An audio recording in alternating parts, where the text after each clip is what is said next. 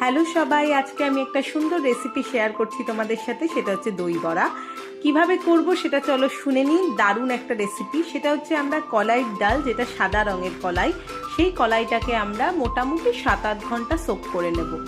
Soak করার পরে আমরা তারপরে সেটা ভালো করে ধুয়ে নেব। ধুয়ে মিক্সার গ্রাইন্ডারে দিয়ে দেবো এবং সেটার একটা পেস্ট রেডি করে নেব। পেস্ট রেডি করার পর সেই ব্যাটারটাকে, ডালের ব্যাটারটাকে খুব ভালো করে ফেটাতে হবে, ভীষণ ভালো করে ফেটাতে হবে। এই স্টেপটা ভীষণ ইম্পর্টেন্ট।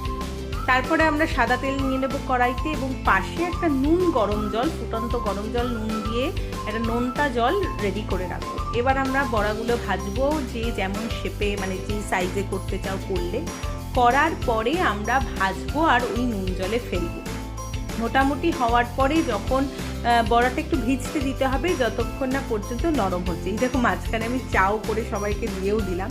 যাই হোক, তারপরে বড়াগুলো যখন মোটামুটি ভিজে যাবে, নুন জল থেকে চিপে হাতের মাঝখানে তালু দিয়ে মাঝখানে চিপে তুলে নিতে হবে।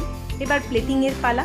প্লেটিংয়ে যে যটা বড়া দেওয়ার পরে দইটাকে রেডি করার সময়, দইটা দেখতেই পেলে তোমরা, দইটাকে আমি ভালো করে ফেটিয়ে নিয়েছিলাম, একটু নুন চিনি দিয়েছিলাম, যে যার স্বাদ মতো দইটা রেডি করবে। এবং আমি একটা তেঁতুলের পাল্প রেডি করেছিলাম, সেটা গুড় আর তেঁতুল দিয়ে করেছিলাম।